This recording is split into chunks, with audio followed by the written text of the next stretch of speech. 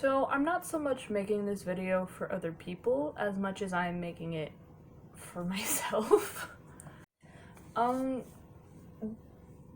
this year I had to get rid of some not so great people in my life, and that was really hard for me to do. It's especially hard to do when you've had these people in your life for so long and you have all of these great memories with them, but they're not good for you. And that's something that I really had to struggle to learn this past year. Whenever I was around someone that I knew I had to stop associating myself with, there was always a time of us having fun or having a good time or just feeling joy when I was around them. And one positive does not outweigh all of the negatives.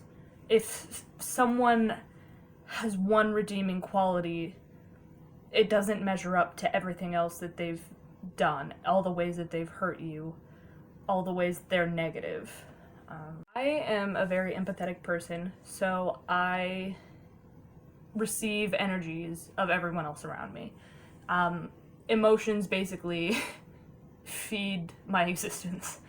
And being around negative people is very difficult because I have depression. So it's difficult for me to stay positive, which is something that I've really been striving to do because I'm just so done with being sad all the time. It's exhausting, it's boring, I don't want to do it anymore, so I decided that I would rather be happy than spare the other person's feelings. Because if someone's not good for you, then you can't keep making yourself suffer just to spare their feelings. I got rid of 3 very important people in my life this year. One of them was a relative who has been in my life since I was about 3 years old, since my mom was remarried. They weren't a good person to have in my life. They did not understand that love is unconditional, that you don't have to give something in order to receive something. They weren't there for me when it counted, and I decided to just tell them flat out, this has to stop. You are no longer going to be a part of my life because you haven't given an effort to even try to be part of my life.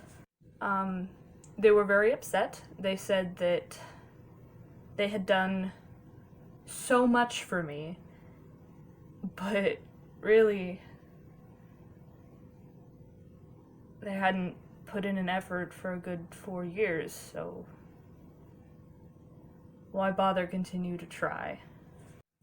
Another person that I had to get rid of was someone that my parents didn't really approve of, but I chose to overlook their negativity and all of the not great things about them because they were cool. They were one of the cool kids. They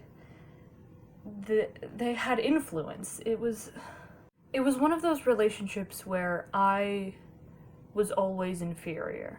I was always treated almost like a child. But I accepted that.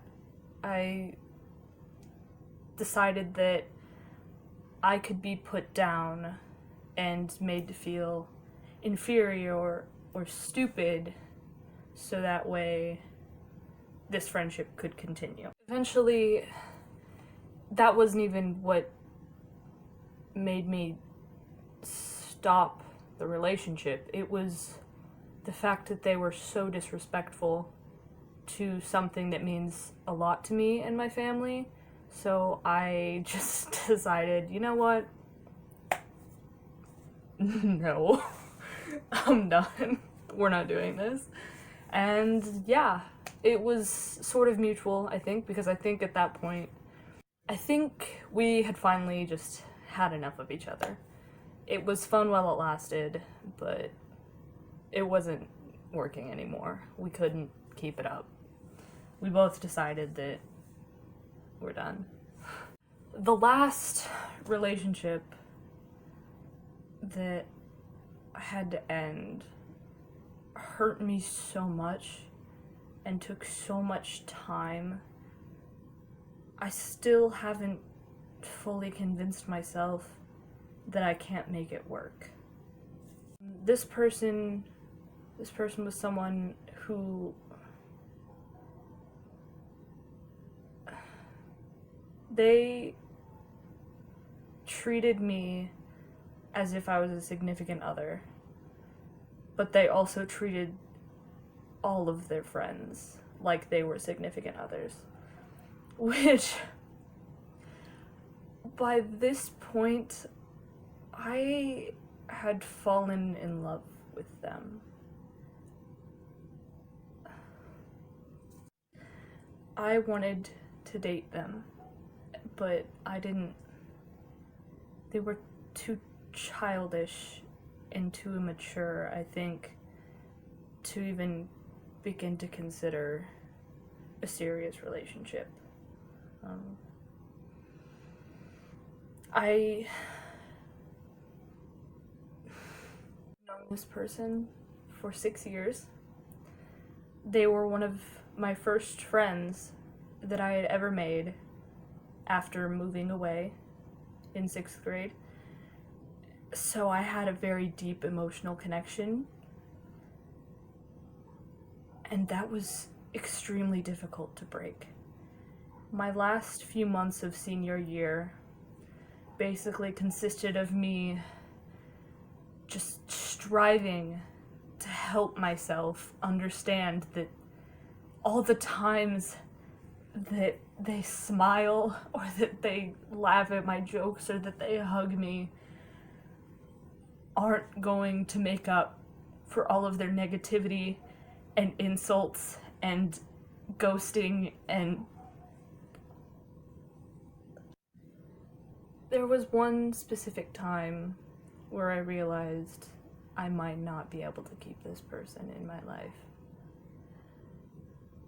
It was the end of their shift at their job, and I just casually asked, "Hey, do you want to hang out?"